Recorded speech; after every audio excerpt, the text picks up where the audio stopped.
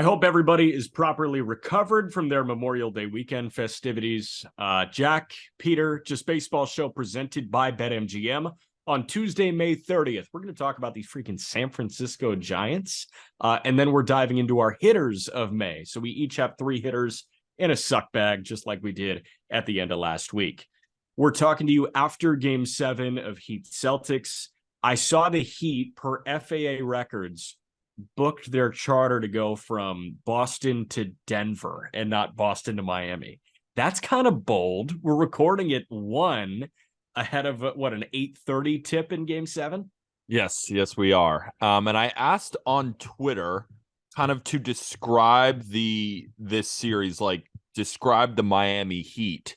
And it was a lot of, 2019 Nationals. And that I felt was the best comparison, because obviously the Heat are this 8 seed that took a 3-0 lead, but then the Celtics came back. The only real comparison, I guess, now, because that was, of course, earlier when the Heat took that 3-0 lead. Now, the only thing that you can compare them to is those Boston Red Sox, who came back down 3-0 against the New York Yankees. And if Game 7 in Yankee Stadium is anything like Game 7 in, Boston Garden, the Red Sox destroyed the Yankees in that game. Do we see a Celtics blowout, or do we see playoff Jimmy? I think it's fun to watch, but of course we are a baseball podcast, so we got to tie it into baseball a little bit. But I think the reason we're bringing it up is it's historic. Like, teams 3-0 in the NBA are 149-0. Like, yeah. That transcends all sports, and it's something that you got to mention because it is historic. I want Jimmy to win because I'm a Bulls fan and I love Jimmy Butler from the bottom of my heart. I love Jimmy Butler and I want to see him succeed. Also, my favorite podcast episode I have ever listened to that is not under the Just Baseball Network, because obviously 1 through 600 of my favorite podcast episodes are all on the Just Baseball Network, whether that's the JV show or whether that's the call up, whatever it is. But my favorite non-baseball podcast episode that I've ever listened to is Bam Adebayo on Old Man and the Three with JJ Redick. So Jimmy and Bam are 2 of my faves. I hope that Miami wins. But we're talking to you after the fact, so that could have just been a moot point here. The San Francisco fucking Giants, dude. What's going on? They're just playing really, really good baseball. And what I've been noticing, at least from a gambling perspective, is that when the Giants bullpen is not that good, that's why they're very confusing right now, because the Giants bullpen I don't think is that good. But whenever they have a bullpen game, they tend to win those games. And they're just on an incredible streak right now. They just took 3 of 4 from the Brewers, really blowing them out until they dropped that last game, but it was only a 7-5 win, and they were losing 7-1 before coming back for 4 runs. Unfortunately, they did lose that, but that included a 15-1 win. They took 2 out of 3 from the Minnesota Twins. They took 2 out of 3 from the Marlins. They swept the Phillies, and that's before they had that series against the Diamondbacks where they did lose 3 out of 4. But the reason I wanted to bring them up is the Giants might be the most boring team in Major League Baseball. When you look at the roster, it's a lot of guys with 100 WRC pluses. It's a lot of pitchers who, like Alex Cobb and Alex Wood, and outside of Logan Webb, it's just a lot of guys who have been around the league for a long time, and you're not turning on the TV to watch. But they're performing.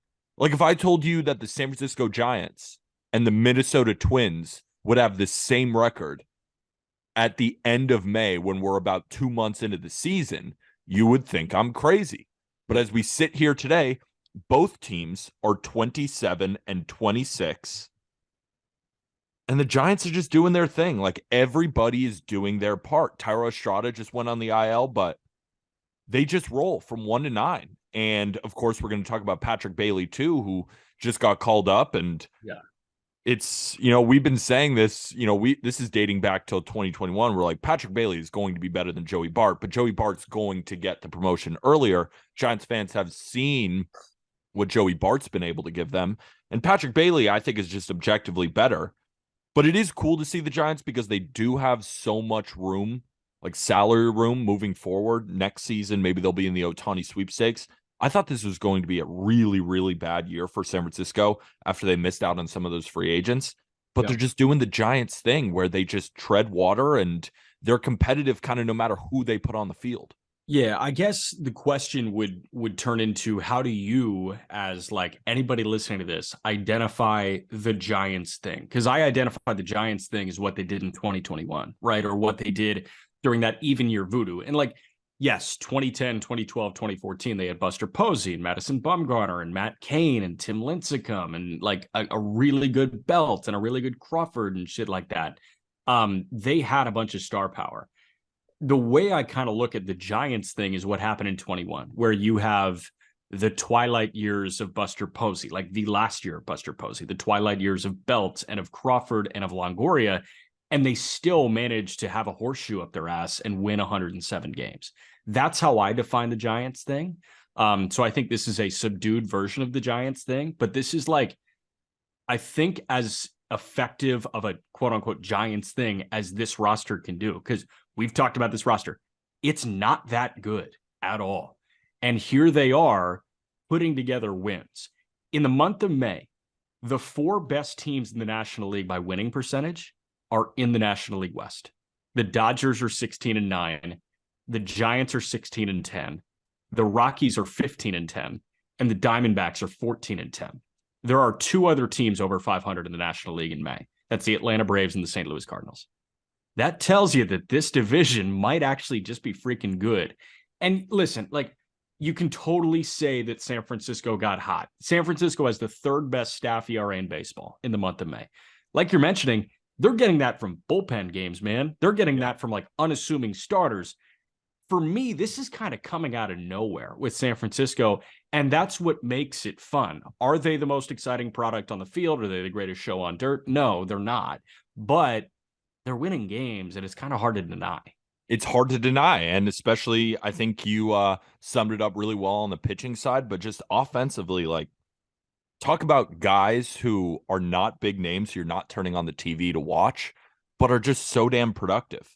Tyro Estrada, 811 OPS. Yeah. JD Davis, 831 OPS. Michael Conforto, 807 OPS. Lamont Wade Jr., 848 OPS. Like Mike Yastrzemski, 778. Yeah. You know, Mitch Haniger hasn't even come back and played well. Brandon Crawford's been terrible this year. But then Jock Peterson still has an 844 OPS. Like, that's their team. Like, I just went through the guys, and then they have Patrick Bailey. Like, that's a good offense. Then you look at the pitching side. Well, I mean, Logan Webb is standing on his head right now. Another great outing. Alex Cobb, really rough start against the Brewers, but the Brewers were kind of due to win that game, kind of no matter what. It's really hard to sweep a team in 4. 3.05. Anthony DeSclafani, 3.43 ERA.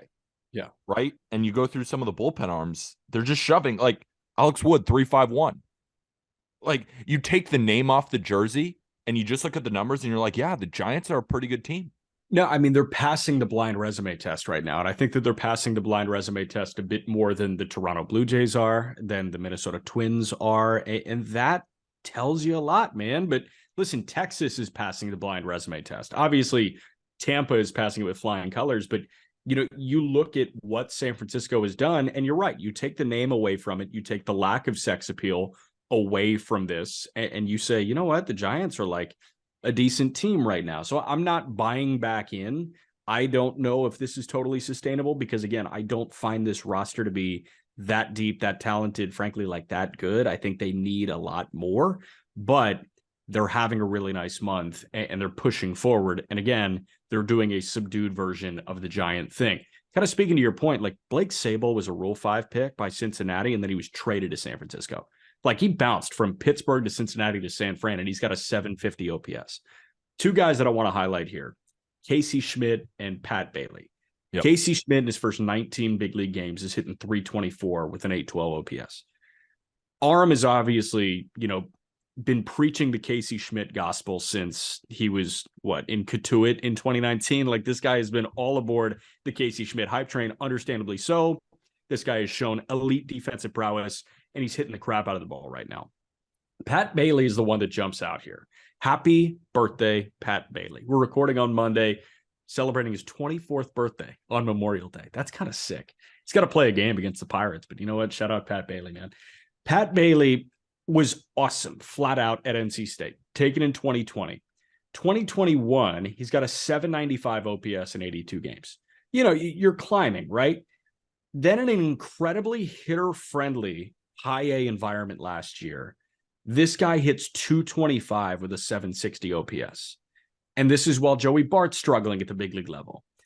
Everybody ticked down in the Giants organization. Luis Matos had a down 2022. Jairo Pomares had a down 2022. Marco Luciano was hurt, had a down 2022. The only guy that kind of elevated his stock in the Giants system, there were two of them.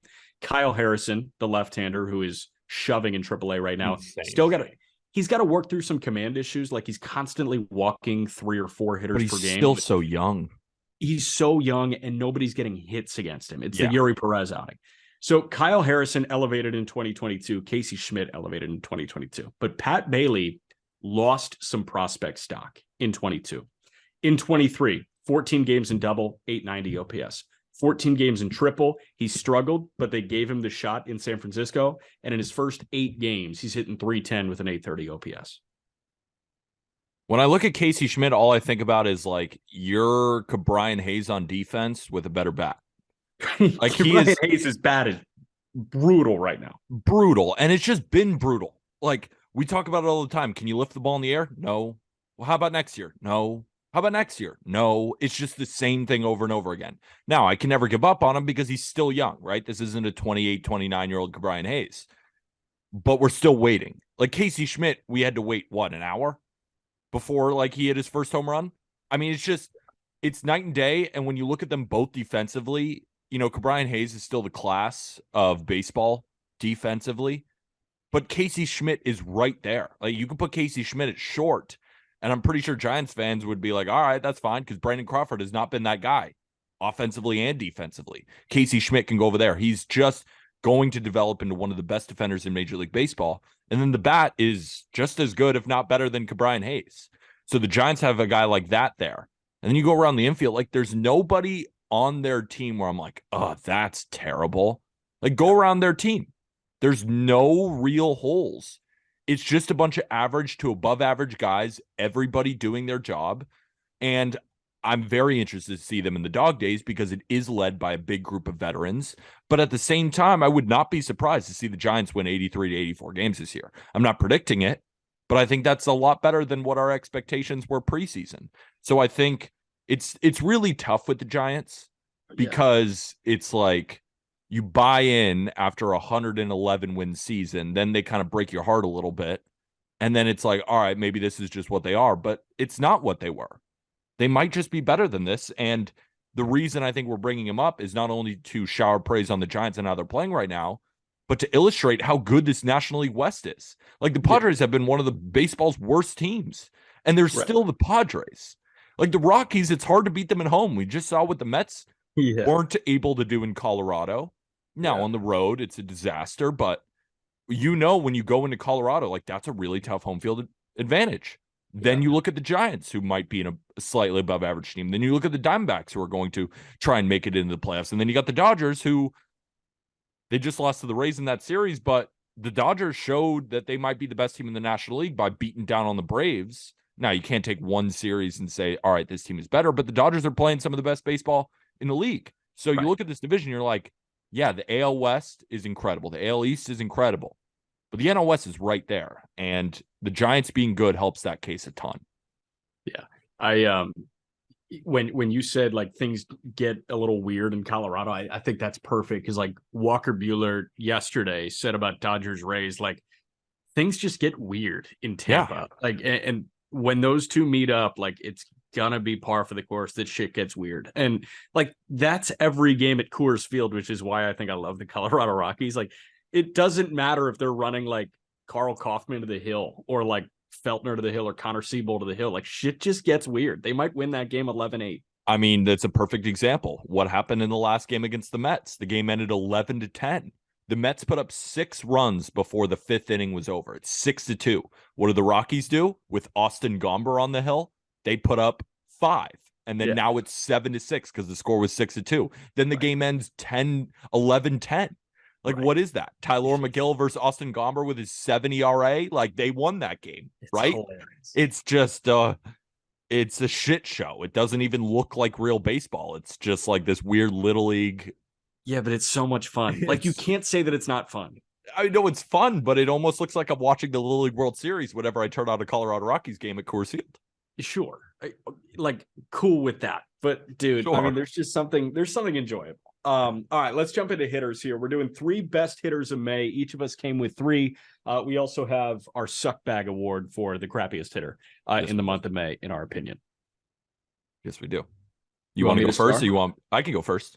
You go first. I will start with the best overall hitter in the month of May by WRC Plus. All rise. Aaron Judge, number 1 in WRC Plus at 233, 133% better than the league average hitter. Don't give me he hits at Yankee Stadium, because the WRC Plus, that little tiny plus, is park adjusted. He's just proving why he is the second best player in Major League Baseball. I would take him over Trout. I know that's crazy, but I would, because of how good he is defensively in right field. Combined with the bat, has just been objectively better over the past couple of seasons. 9 home runs in May with a 19% walk rate while slugging .803. Now, 9 runs in May is amazing, but it's only been in 18 games in May. Like Aaron Judge, this is why I was like, oh, is Mike Trout number 2? Because Aaron Judge just keeps doing his thing. He's got maybe the best arm in the sport. He's one of the best defenders in right field. He's got speed on the base pass, and he's a smart base runner. And then whenever you make a mistake, he hits at 450. Aaron Judge is putting together another AL MVP type season, but it's not getting the love because it's not 62 home runs. But Aaron Judge is among the league leaders in home runs, and he can rattle off these months where he just hits 10 to 15 home runs, and it's like, oh shit, is he going to hit 50 again? Is he going to hit 55?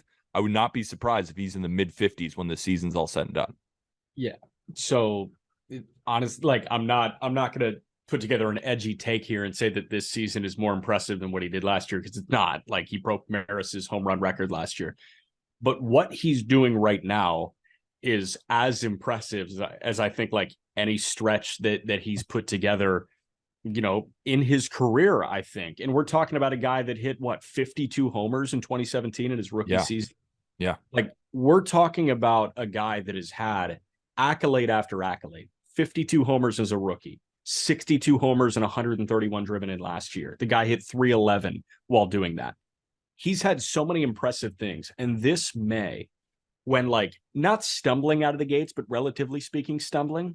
Yeah. Like in April, he had an 823 OPS. That's not Aaron Judge. It's not Judge. But nobody's pitching to him. Like, that's why his walk rate is so high. Like, they don't pitch to him, and they make one mistake a game and he hits it out. That's the thing. So Aaron Judge last year ascended from Aaron Judge to that's fucking Aaron Judge, and I'm not going to give him any chance to beat me. Yeah. We entered the new frontier of Judge going into this year.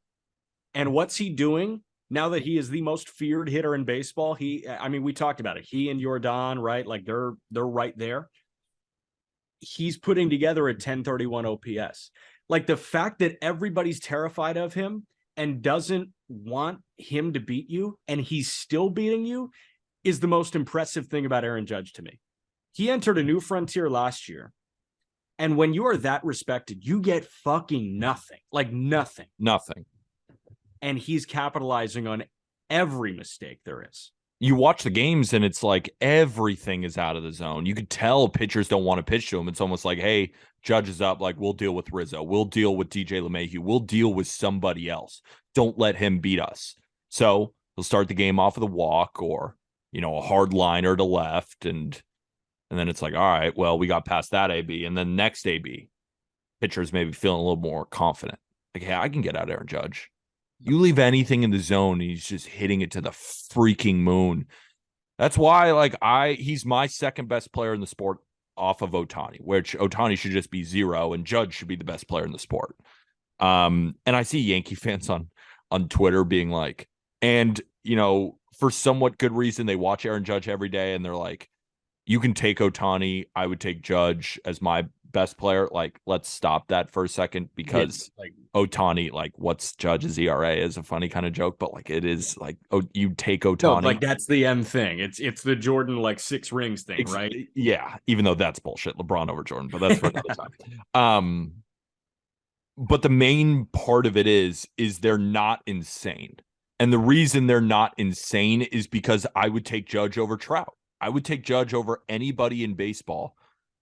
And like a 233 WRC plus in May, when this is almost par for the course for him now. He's not getting the same recognition, what we were speaking about a second ago, because of 62 last year. Judge is still that dude. I mean, he's if he can Hall of Fame talk, we'll save it for not yet. He's 31 and he started too late. It's gonna be tough. Yeah. No, I mean, I made a Cooperstown joke about Bueller, right? Just about like his circle wanting him to be in Cooperstown, and he like laughed me out of the Zoom pretty much yesterday. So that's kind of where we're at with Judge, right? Like we can't start the Hall of Fame shit yet, but what I will say is in his 8-year big league career, he's slashing 284, 395, 585. That's a 980 career OPS. It's amazing. Like he has a perfect swing. It's optimized. It's just a flick and it goes. And his bat stays in the zone for so long, and you make a mistake and it's destroyed. Like you cannot afford to make mistakes against this guy. And there's only a couple hitters where that's true. It's Mookie, it's Jordan, it's Trout, and it's Freddie Freeman. Yep. And Judge has more power than all of them. Yes, he does. And my first guy is Freddie Freeman, and we can have the Hall of Fame conversation with Freddie Freeman if we want. We don't need to do it because I think you and I both kind of sit in the same spot. Like, yes, if he keeps doing this for a couple of years, like he's in the Hall. Freddie Freeman, 25 games in May, slashing 382, 449, 706. That's an 1155 OPS in 25 games. 16 doubles, 5 homers, 23 driven in, 15 walks, 19 punchouts. In April, Freddie was good. He hit 298. He had an 854 OPS. But on the season, he's now elevated to a 335 batting average, which is 3rd in baseball behind Arias and Bo Bichette. He's 5th in OBP, 5th in slugs, 2nd in hits, 1st in doubles, 1st in extra base hits, 2nd in total bases, and 4th in WAR in Major League Baseball this year behind Sean Murphy, Wander Franco, and Ronald Acuna Jr. Freddie Freeman is like, I mean, dude, he's never going to die. Like his reign of superiority at the first base position may never end. Talk about Aaron Judge not getting the credit for having a great season so far because we're coming accustomed to it. Freddie Freeman, it's like, oh, you're supposed to hit 335. No, you're not. Like no, you're not. Like it's almost becoming just a day in, day out thing where Freddie's 2 for 4 with a double. Yeah. And you're just like, yeah, whatever. Like he is so good. His bat to ball. That's why I chose his hit tool over anybody else in Major League Baseball. Like it's just that good. It's clockwork. The swing is weird. I remember our guy Javi, who covers the Padres over here at Just Baseball. He says that he hates Freddie Freeman's swing because he doesn't understand it, and I get that feeling because it almost looks weird. It almost looks like a glitchy MLB The Show. Like, how did he hit that? The graphics cut out. But it's that short and it's that compact, but he still is able to tap into power. Again, another guy with a perfect swing where there is no game plan. There's no, all right, these are blue zones. I can get him out this way. It's just you hope for the best. And when you're hoping for the best against Freddie Freeman, more often than not, it's not going to turn out well for you. Just continued success day in, day out. And it's becoming so boring. That's when you know it's greatness. When it's almost boring to watch him succeed at such a high level every day. Yeah. Never get the Dodgers out of your mind, because if you get the opportunity to watch Freddie Freeman, Mookie Betts, and Will Smith on a daily basis right now, I mean, shit, dude, you're really happy. Talk about a team that it's just incredible to watch. And these Rays did beat those Dodgers down there in Tropicana Field. The number 1 hitter in WRC Plus this season at 193. Aaron Judge and Yordan Alvarez are both at 177 and 176 respectively. But this man is at 193. He's hitting 327 this year, and he's coming off another month where he was just incredible. Yandy Diaz is a freak. number 4 in WRC plus in the month of May at 206, walking as much as he's striking out, 13% walk rate, 14% K rate, while hitting 340. On the season so far, he has 12 home runs, which is not anything insane, even though it's more than guys like Ronald Acuna Jr. and Juan Soto and Paul Goldschmidt, and it's over a lot of other guys.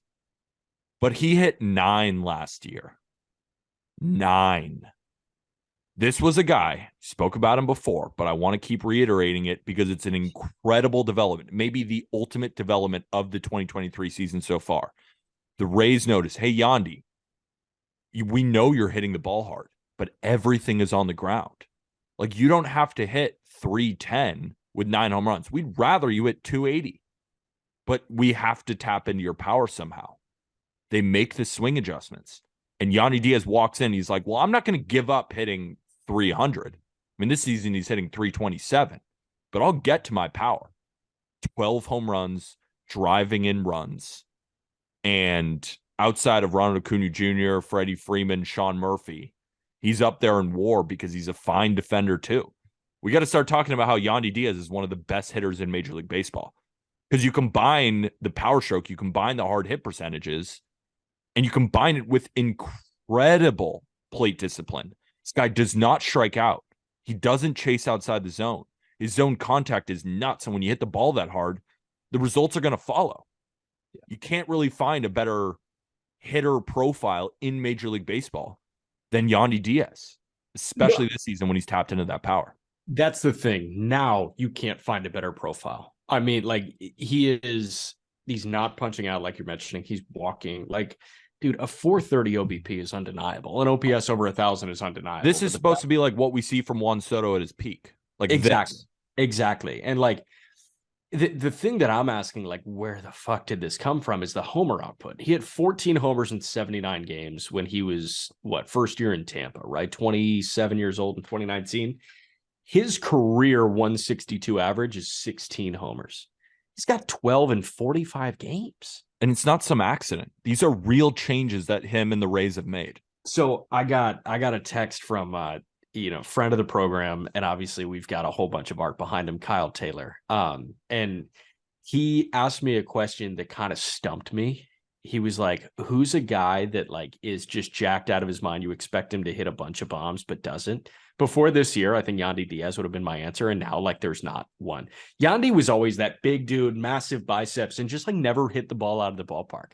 Mm-mm. But now his average GV is over 95 miles an hour. He's averaging a hard hit baseball, and he's got 12 nukes in 45 games. And he leads off of the Rays, and he just starts it. Like, he's also the Kickstarter. Like, we talk about Randy, right? Like, we talk about a lot of these Rays hitters wander. But it's like, there's a reason Yandy leads off, because he's either walking, and if he's such a good leadoff hitter too, which he doesn't look like it because he's this enormous human who could be hitting fourth because of the power output now. But the Rays know what they're doing, and they hit him leadoff because he either starts the game with a walk. Yeah. If he doesn't get a hit, this is an 8-pitch at bat because he's battling and there's foul balls and he ain't striking out, or he's leading off with a double or a single or a home run. Yeah. Like, and then he just starts, and then he's on second with Warner, and then Warner drives him in, and it's 1-0, and then they roll and they win. And it's an onslaught. You can't do anything about it. The Dodgers were on a roll. What happened when they went into Tampa? Like, I saw Walker when he was talking about it, like, things just happened weird. Like, I agree with him, but at the same time, it ain't weird anymore. Like, they are just way better. They roll and they ambush teams. Like, Gavin Stone is struggling as a rookie. Imagine going into Tampa and trying to get out this lineup, and he couldn't. He gave up like 7 earned. Yeah. Kershaw, how'd he pitch? Kershaw's been dominant. How'd he go? Like, it doesn't matter. When you go into the Trop, the stadium is weird. You lose balls when there's the roof there. The vibes are off. And they just beat the living shit out of you. Right. It is just overwhelming. They're an overwhelming team, and it starts with Yandy Diaz, the best hitter in Major League Baseball this season. I feel like everybody on the charter out after a road series in Tampa, like, needs to take a nap, right? It's like you get on the plane and it's like, what the fuck just happened? Yeah, it's like they're leading in every offensive category. Like you Yeah. name it, from advanced to counting numbers, Hey, except average, runs per WRC game. plus. The Texas Rangers are leaders in runs per game. That's true, but in terms of just statistics, except runs per game, you're right. The Which Rangers is have like been that's the one. that is the one. But the Rays offense, I was just watching on ESPN Plus the 85 Bears documentary where their I haven't defense watched would just you haven't watched that? You're a Bears fan. Would just suffocate teams defensively on their way to Super Bowls. That's what this offense feels like. Yeah. Suffocating. Yeah. Where they just beat you senseless and there's no breaks. Like Taylor Walls is a 200 WRC plus against lefties. Taylor Walls. You sound Suck like Evan Roberts Paredes. now. Taylor Walls. Taylor Christian Walls. Bethencourt? No, don't do this. I'm Don't not do doing this. it. I'm just saying a 200 WRC plus for Taylor Walls is, I can say Taylor Walls when it's a 200 WRC plus. I know who that is. And then the reason is I didn't think he would do that. I didn't think Christian Bethencourt would be a top 5 catcher. I didn't think Isaac Paredes would be a top 10 third baseman. I didn't think Randy Rosarina, I knew he was great. I didn't think he'd be 4th at WRC plus right now. I didn't think Yadi Diaz would be the best hitter in baseball. I thought Wander Franco would be amazing. I didn't think he'd arguably be the best shortstop. I could keep going. Where are you pulling the 200 WRC plus for Walls? I've got 140 here. Is that May? That might be May. He should be. He should. I looked at the full season a couple of days ago, and it was 204 No, for Walls? for Walls against lefties. Oh, against lefties. Yeah, Okay. against lefties. Okay. Got it. I've got overall. He's a 141, which is fucking nuts. Still. I mean, that goes to show you, like, he hasn't been that good against righties this season. Yeah. Jesus. Yeah, I hear you. No, that Taylor Walls just gave me flashbacks to the worst take in human history from Agreed. And I don't even mean to disrespect him because he deserves zero disrespect as one of the best hitters against left-handed pitching this season. Like, Yeah. that's your backup. For sure. No, I mean that's your third middle infielder. Yeah, like your middle infield is Brandon Lau and Wander Franco. And Lau, let's call it out, has sucked in May. He wasn't a suck bag for either. He almost made my suck bag. He wasn't made my quite suck as horrible, but he was almost there. Like, I was like Brandon Lau or the guy I'm choosing.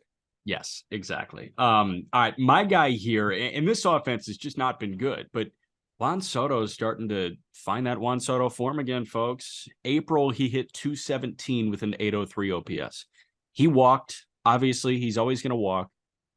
But in May, 333, 481, 654 slash is an 1135 OPS. 16 extra base hits, 23 walks, 18 punch outs. He walked 5 more times than he struck out. What I want to point you to, and he's one of 5 guys in the month of May with a WRC plus over 200 that month. What I want to point you to is K rate and isolated power. K rate by month. In April, 26%. In May, 17%. So he's striking out noticeably less. Isolated power. In April, 196. In May, 321. He started to hit the ball really hard. He started to find holes. He started to hit for extra bases. He started to hit homers, all while striking out less. He's always going to walk. Nobody's going to throw him strikes. But the question with Juan Soto is always, for the rest of your career, going to be, what are you going to do when you get one? And the answer was miss it in April. The answer is hit it in May. Yeah, a lot of people were giving up on Juan Soto for some reason. He's younger than Adley Rutschman. Let's remember that. He is younger than Adley Rutschman. That and Ohtani being fast are your two things. I will continue to say it because it's still like context matters with these guys. Like Juan Soto came up as a 19, 20-year-old. Like it's going to take a little while, and it didn't take a while. So people just coined him Ted Williams. We might have even said he's the next coming of it. I'm not going off of that take because he had a rough season going across the country, adjusting to a new space where it's already hard to hit in Petco, and then had a rough April. This guy's still one of the best hitters in the entire sport and will still, I think, make the Hall of Fame one day. Like he's a special, special bat with incredible power, and he showed it off in Yankee Stadium with the bat flip and just the presence of mind. I was talking about this on TikTok Live. The presence of mind for both Tatis and Soto, like, I know it's a little bit of a smaller ballpark, but like after they hit a home run, like you could tell who could pimp and who's not, like who's been there before and hit enough home runs where it's like, the sound off the bat. Those two, it's majestic. Like it makes you smile. Even as a Yankee fan, it makes you smile because you're like, holy shit, these guys are special. You feel something rumbling. You're just like, damn, that's cool. Yeah. Anything else on Juan Soto? Because it's just clockwork. Like, expect him to be one of the best. We're good. He bounced back. I just needed to acknowledge that he bounced back. Talk about a guy who normally starts out the season really, really slow and then kicks it up a notch in the second half.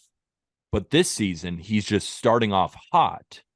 And he always had the talent. He would just always start the season slow. So when you look at the full season OPS, right? 785 OPS, 743 OPS in his last two seasons for the Toronto Blue Jays. But now he switches spots in that trade, Gabriel Moreno and Lourdes Gurriel Jr. And that's my guy who I'm talking about in the month of May. Aaron Judge was number 1 in WRC Plus at 233. Number 2 was Lourdes Gurriel Jr. at 213, 113% better than league average. In the month of May, he hit 367 with 7 bombs and a 10% walk rate.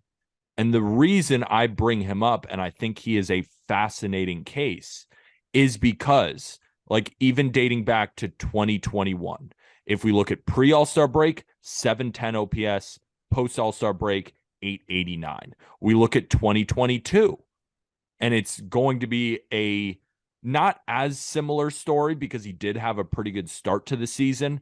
But when you look at Lourdes Gurriel Jr. over the years, the same story. Starts out slow, gets hot in the second half. He's starting out really hot this season. And if he can continue this, he's an 800 OPS guy.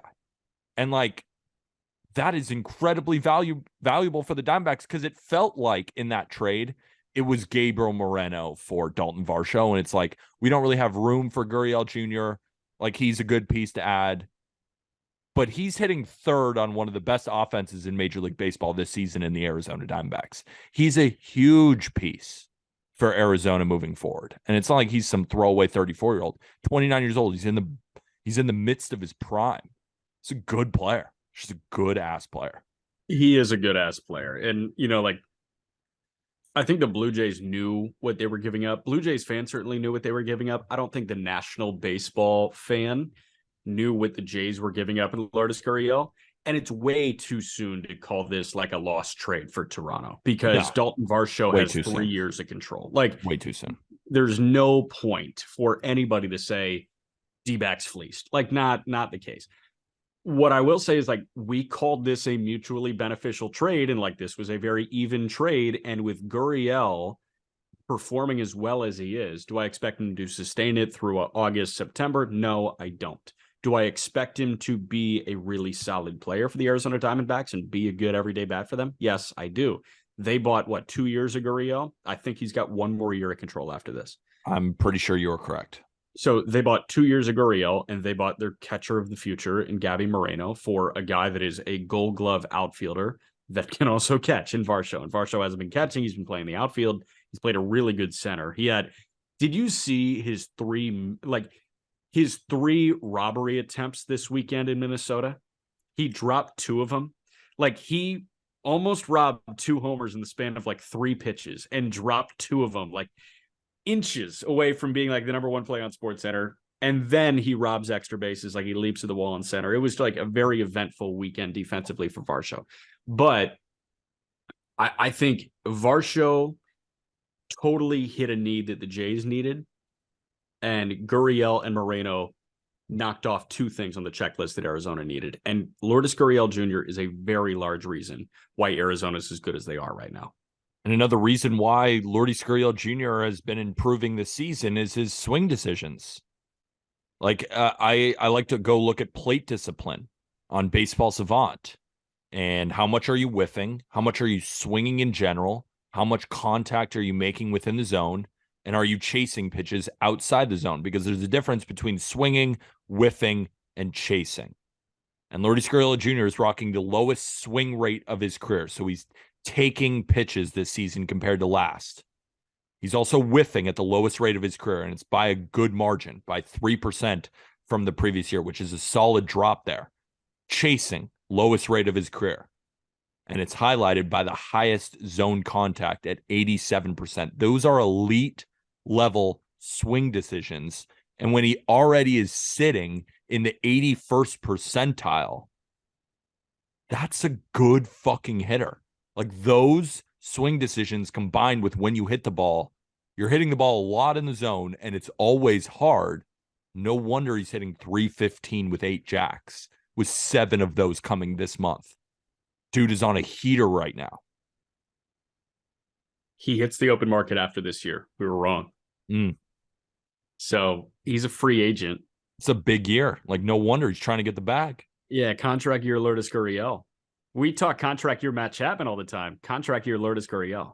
What does a contract for him look like? I have no idea. He's going to enter at age 30. Is it 4 years, 50? It might be, which is like, I mean, that's good for him. Good for the bag. That's a good player. Like, would you rather have him or Andrew Benintendi? Yeah. Like, I know my answer. Yeah, I know my answer too. And yeah. Benintendi got what, 700 million? Yeah, no, he got a minority share in the White Sox. Yeah, that's great. He's making decisions up there with Rick Hahn. Yeah, well, with Jerry and Kenny Williams, Rick Hahn's a little strapped. Yeah, no, I think I'd rather have Gurriel for the foreseeable future. And Benintendi got 100 million. Benintendi got 75. 5 years, 75. I feel like it's 100 million because it was the largest. No, I feel like it's fucking 400 million. Yeah, I hear you, man. I feel like it's 400. Moving to my last guy is Riley Green with the Detroit Tigers. Riley Green, I'm not going to say like concretely has arrived, but this is the Riley Green that many hoped we would see at the best. Riley Green in April had a 613 OPS. Riley Green in May has a 1019 OPS. In 23 games, he's hitting 363 with 13 extra base hits. He's spraying the ball all over the field. In April, he had 0.1 WAR and a 72 WRC plus. In May, he's a 1.5 win player with a 186 WRC plus. Night and day, we knew this guy could be really good, and this is the first glimpse we've got of him being really good. Yeah, it's another guy who, you know, a lot of people soured on because he was a tippity top prospect and he comes up as a 21-year-old last year and didn't do the job.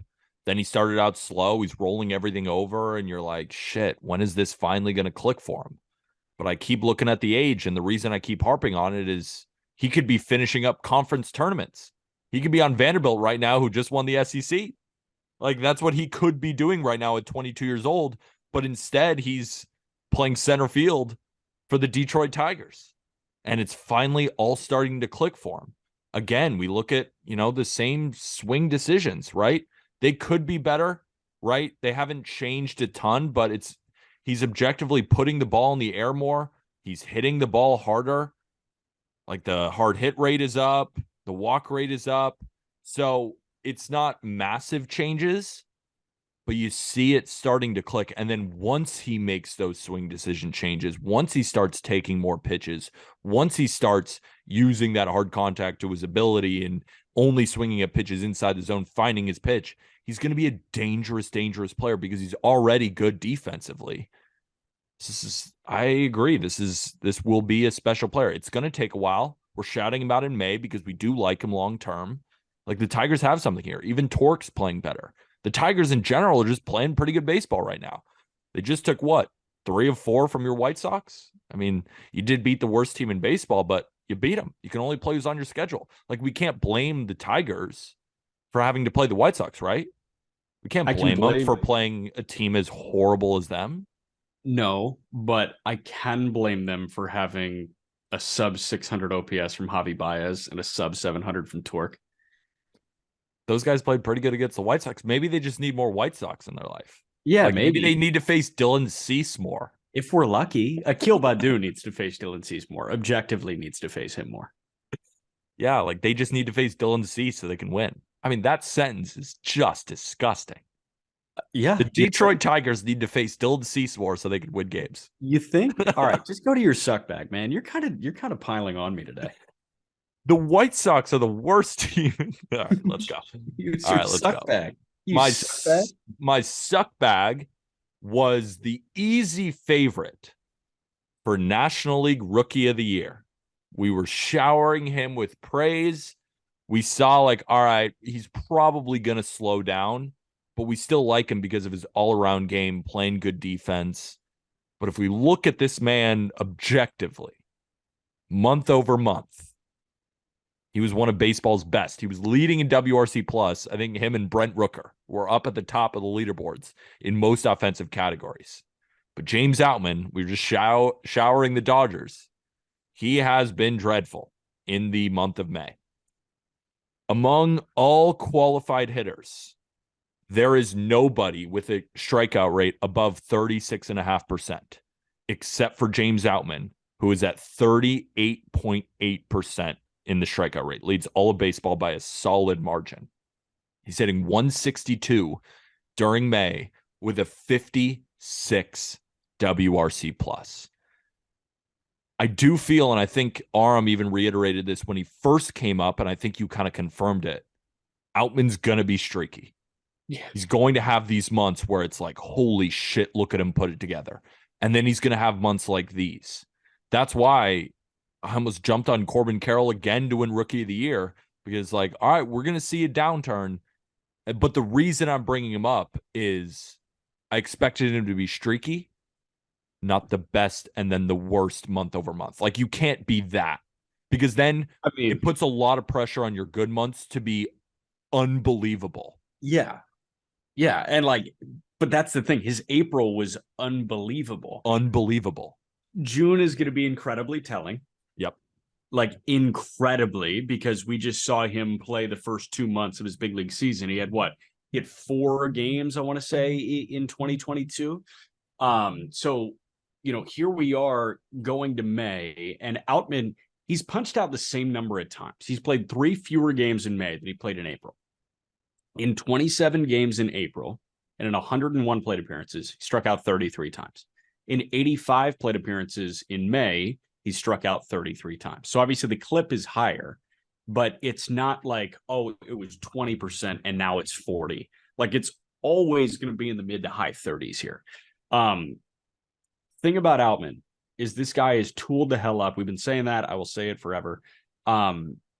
This guy can be a 950 OPS guy over the course of a month. He could also be a 550 OPS guy over the course of a month, and we've seen both. We have seen both. And just to quantify it exactly, 966 OPS in April, 556 OPS in May. The slug is where it really came down. Obviously, the OBP dropped by 100 points, but the slugging percentage dropped 300 points in a month. Woo! It's not good. Not good. Not I don't good. have much to say. I'm hoping that we got a good June out of him, but I mean, this is the biggest, best to worst that we've seen in Major League Baseball this season by far. By far. Yeah. Even Brent Rooker got off to that crazy start. He's been worse, but not this bad. No, this is, I mean, polar. The one that may be the worst is Jorge Mateo. Horrible. What do you think Jorge Mateo's WRC plus in May is? I already know what it is. It's negative 22. Yeah, crazy. And Jorge Mateo, we know how much value he provides defensively and on the base paths. He still is hit so bad to produce a negative 0.7 WAR. He's been as bad in May as Aaron Judge has been good. Because if you have a negative 22 WRC plus, you're 122% below league average. Aaron Judge has been 133% above league average. So Judge slightly. But Judge is doing historic things in May. And on the same side, Jorge Mateo is doing historic things in May. It's just a little bit different. Yeah. Mateo, 23 games, slashing 120, 163, 133. That's a 296 OPS. It's not ideal. 1 extra base hit, 24 punch outs, and 81 plate appearances. Since we last visited Mateo's success, and I'm going to eat the L here because I thought Mateo made a change. EVs have gone down drastically. Pull rate's gone down. Ground ball rates slowly dwindling. And like, what did I talk about?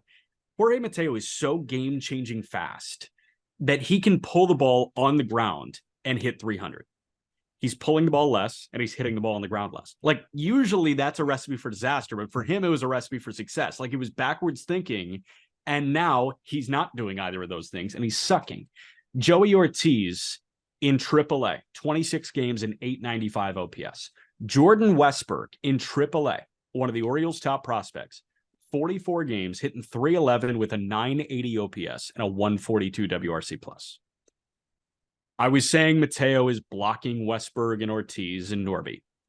Now I'm saying it's time for Jordan Westburg to play shortstop for the Orioles. Yeah, I don't think you're out of bounds saying that. It's just the only problem is I hope you don't take 2 L's on the same guy where it's like you were like, oh, I think he's making a change. Then it's like, no, I'm ready to call him Jordan Westburg. Then in June, he hits better. And you're like, oh, I don't know what to do with him. But it's so hard. It's the Outman thing, man. Like, it is. It's the Outman thing. And with a guy like Mateo, you would expect like, oh, yeah, all they're doing is spinning him to death. It's worse. It's fastballs he can't touch. It's fastballs that are blowing him away. He's hitting 192 against fastballs this season. And that's after, like right now, he's got a 675 OPS. So that's with the great start to the season. When you can't catch up to fastballs and you can't hit fastballs consistently, you're not going to make it in this league. Like, you have to be able to hit the fastball. Because if every pitcher's favorite pitch is either their sinker, their 4-seamer, or their 2-seamer. So if they know that you can't hit the fastball, they're going to stick with their favorite pitch and you're going to lose. And that's what he's doing, losing right now. And if something doesn't change, he's going to get the same results because pitchers are going to pitch him the same way. And he doesn't have a history of hitting fastballs. That was always kind of his issue. But now it's really showing up because they're throwing it more. Like, you look at the usage rate. Last year, 53% fastballs. This year, 57%. And that's rising. That wasn't that high a month ago. They're like, you can't hit a fastball. Beat us with the fastball. You can't. Yeah. You're just not getting to him. It's bad. It's bad. It's really bad. All right. You piled on me enough, man. Give me the outro. White Sox are just give me the outro. Hopefully you guys enjoyed the Just Baseball show. White Sox fans, hopefully you didn't enjoy it. Just kidding. Love you, White Sox fans. Get your Just Baseball merch. It's the best way to support this show. I'm rocking my Row Pat. It is in the episode description. But we are brought to you by BetMGM, the king of sportsbooks. Wager $10 on any MLB money line, and you'll receive $100 or $200, depending on the state, in bonus bets. A lot of people ask me, can I throw it on totals? Can I use odds boost? No. It's very simple. You download the BetMGM app. When you're putting in your information, you put in promo code JBFans. When you're done doing that, you deposit $10 and put it on any MLB money line. Regardless of it, if it hits, once the bet is settled, you will see those bonus bets in your account. The college baseball tournament's coming up. We're going to have plenty of money lines there. And of course, we'll have MLB money lines all season long. And just to wrap up, if you could rate and review this podcast 5 stars, whether that be on Spotify or Apple Podcasts. If you don't want to spend a dime and you're not a gambling person, no doubt at all, that's the best way to support without spending a single dime. And if you're watching this on YouTube, let us know what you want to hear on future episodes by hitting that like button and comment what you'd like to see, as well as hitting that subscribe button. We'll be back tomorrow for a big mailbag. And with that, thank you, everybody.